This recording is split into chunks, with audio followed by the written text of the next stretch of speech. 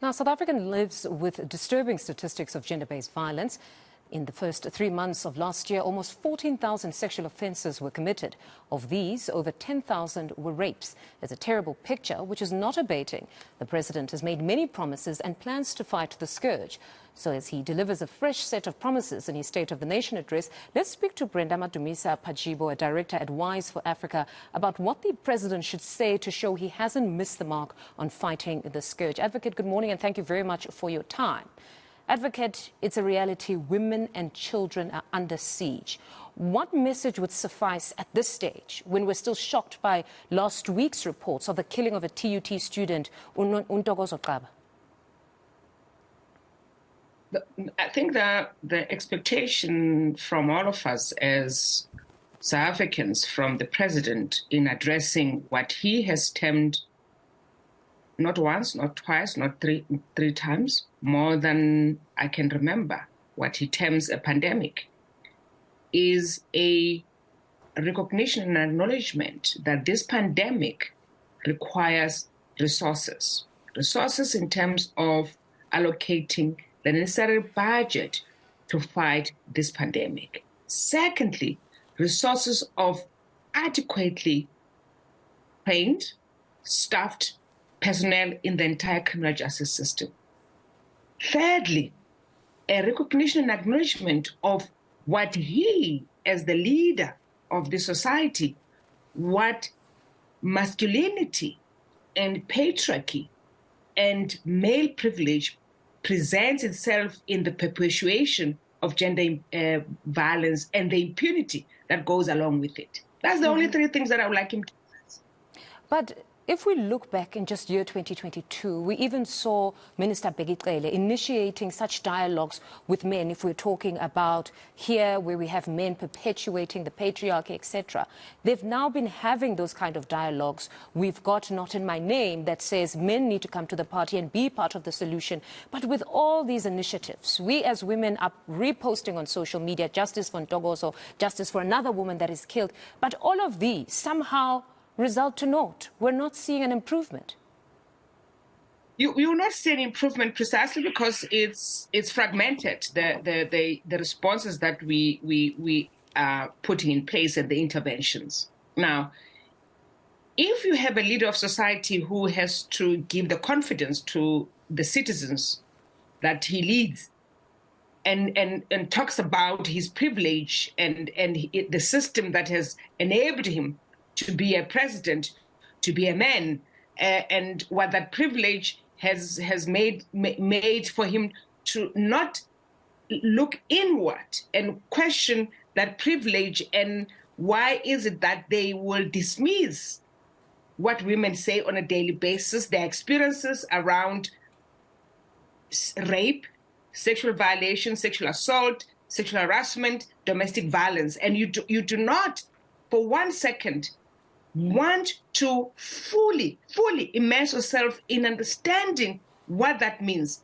We are just going to continue to tick boxes and please the funders because that's what funders want us to do and say we have engaged with men, but we're not going deeper into why that happens on a daily basis. And I'm saying the leader of this country, together with those that are sitting in that parliament, they have to come out openly and acknowledge their privilege, and that this privilege has made them want to question your story when you come out and say you have been raped, and they want to doubt you and say and not believe you, right?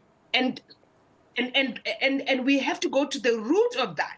It's the power that is given to them. We have not challenged the power structures that continue to doubt women, that continue to put women in the back burner. And you look at it now, in everything that they do and that will come out of the State of the Nation address, you're going to have a paragraph on gender-based violence and not link it to everything else that goes on into this country, whether it's load shedding, whether it's water infrastructure or any other infrastructure, the transport designs that perpetuate the gender inequality and then fosters violence on women because of the many hours that you have to walk or even being raped in a train or in a bus or in a taxi. So these are, we can't look at gender-based violence in isolation of everything else that happens in this country. And that's why we are not successful with dealing with gender-based violence.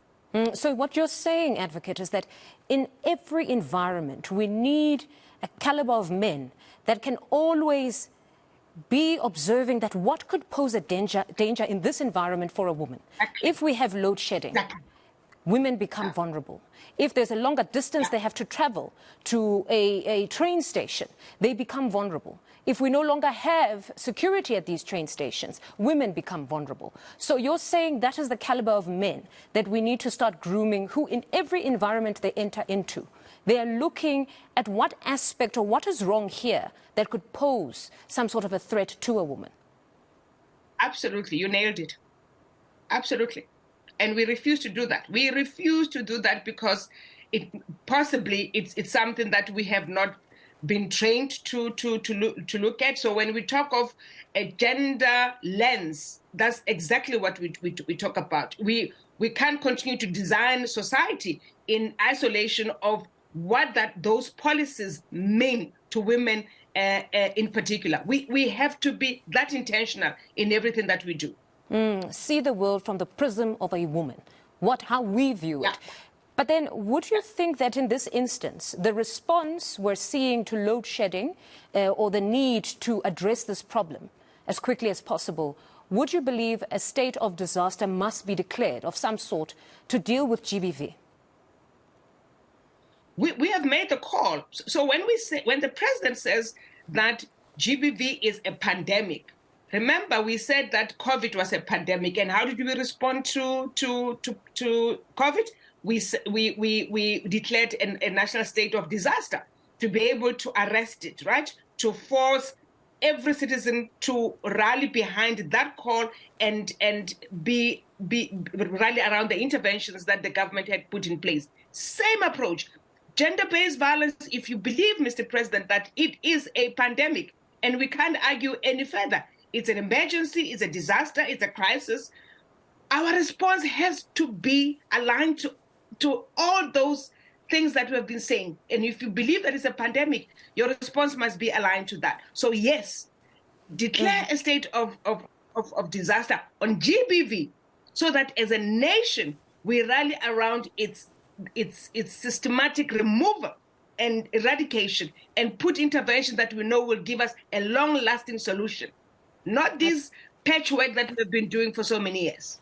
Advocate, thank you very much for your time this morning. That was Advocate Brenda Madumise Pajibo. She's from Wise for Africa. She's a director there. It's an initiative that seeks to disrupt patriarchy by advancing women-inspired solutions for empowerment. To this